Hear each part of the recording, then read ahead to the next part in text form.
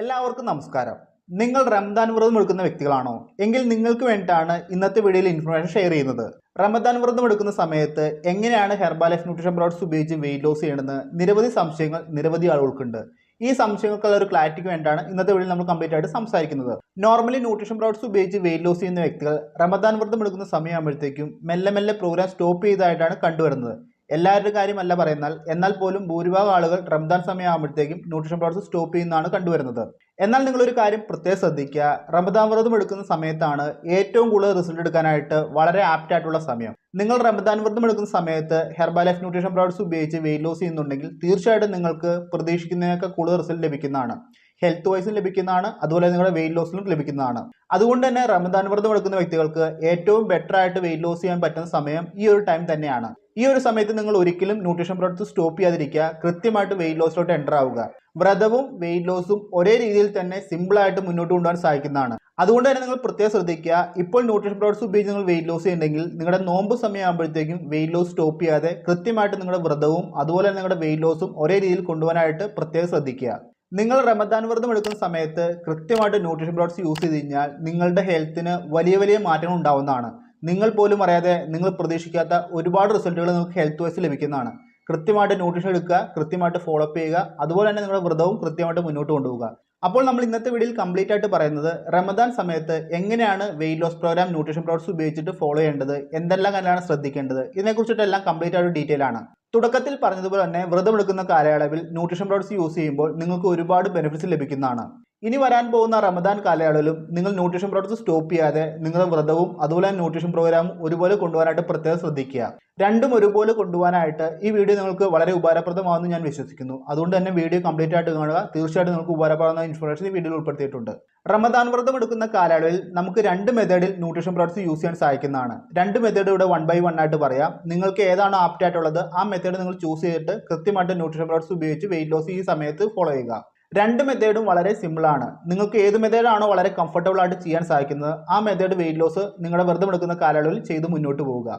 രണ്ട് മെത്തേഡ് എന്ന് പറഞ്ഞു, ഏതൊക്കെയാണ് നമുക്ക് 1 by 1 ആയിട്ട് നോക്കാം.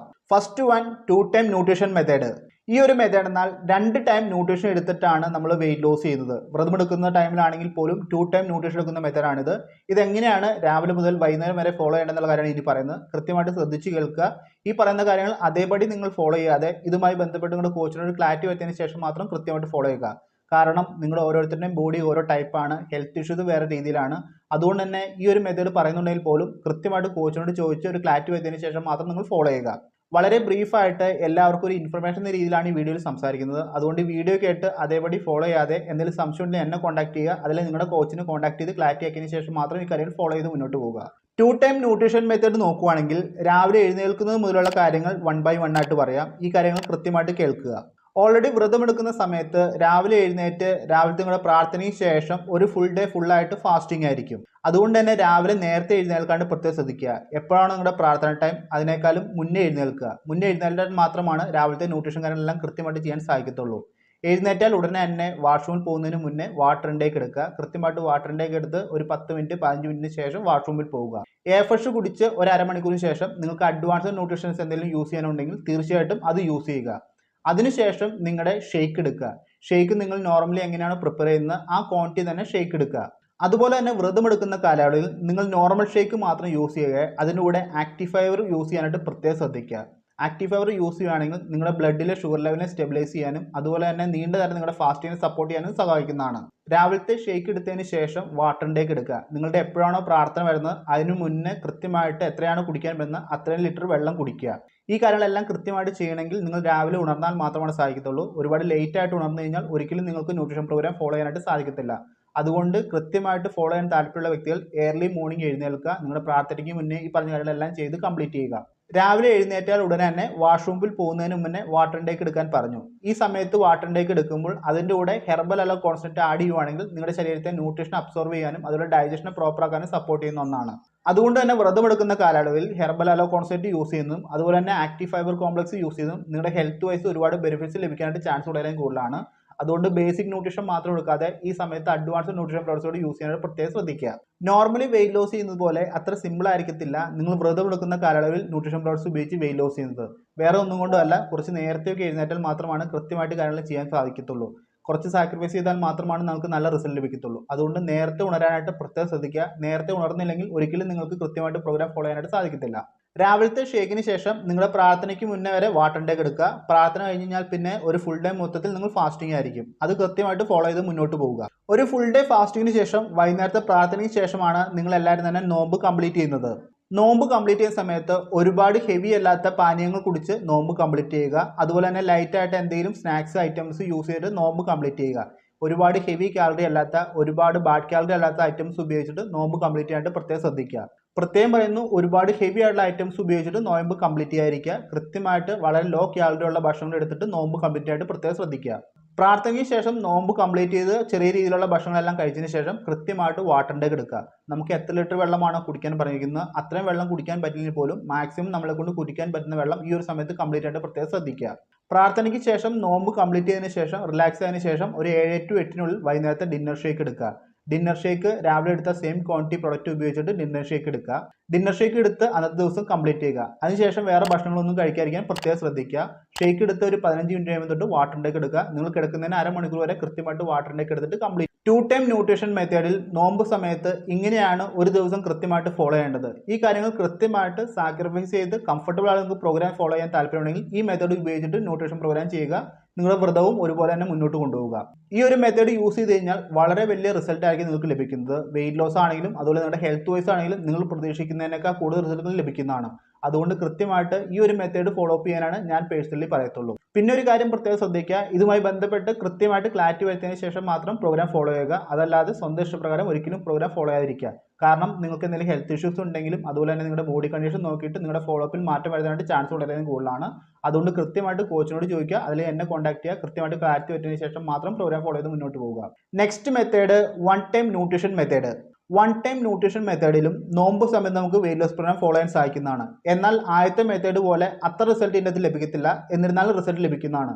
അതുകൊണ്ട് ഈ ഒരു മെത്തേഡോടും കേൾക്കുക. അതിനുശേഷം നിങ്ങൾക്ക് ഏതാണോ കംഫർട്ടബിൾ അത് നിങ്ങളുടെ കോച്ചുമായിട്ട് ചോദിച്ച് ക്ലാരിറ്റി വരുന്നതിന് ശേഷം ഫോളോ ചെയ്യുക. വൺ ടൈം ന്യൂട്രീഷൻ മെത്തേഡ് ആണെങ്കിൽ പോലും നിങ്ങൾ രാവിലെ നേരത്തെ എഴുന്നേറ്റാൽ മാത്രമാണ് ഈ മെത്തേഡ് ഫോളോ അപ്പ് ചെയ്യാൻ സാധിക്കത്തുള്ളൂ. രാവിലെ എഴുന്നേറ്റ ഉടനെ തന്നെ നിങ്ങൾ വാഷ്റൂം പോകുന്നതിന് വാട്ടർ ഇൻടേക്ക് എടുക്കുക. വാട്ടർ ഇൻടേക്ക് എടുക്കുന്നതിനൊപ്പം തന്നെ ഹെർബൽ ഓയിൽ കോൺസെൻട്രേറ്റ് ആഡ് ചെയ്യുക. അതിനുശേഷം ഒരു 10 to 15 മിനിറ്റിന് ശേഷം വാഷ്റൂം പോവുക. വാഷ്റൂം പോയി വന്നതിന് ശേഷം എയർ ഫ്രഷ് ചൂടായിട്ട് എടുക്കുക. എയർ ഫ്രഷിന് ശേഷം അഡ്വാൻസ്ഡ് ന്യൂട്രീഷൻ പ്രോഡക്ട്സ് യൂസ് ചെയ്യണമെങ്കിൽ അത് യൂസ് ചെയ്യുക. അതിനുശേഷം ഷേക്ക് എടുക്കുക. ഷേക്ക് എടുക്കുമ്പോൾ ആക്റ്റീവ് ഫൈബർ കോംപ്ലക്സ് യൂസ് ചെയ്തിട്ട് ഷേക്ക് എടുക്കുക. ഷേക്ക് എടുത്തതിന് ശേഷം നിങ്ങളുടെ പ്രാർത്ഥനയ്ക്ക് മുന്നേ എത്രയാണ് വെള്ളം കുടിക്കാൻ വരുന്നത് ആ വെള്ളം കുടിച്ച് കംപ്ലീറ്റ് ചെയ്യുക.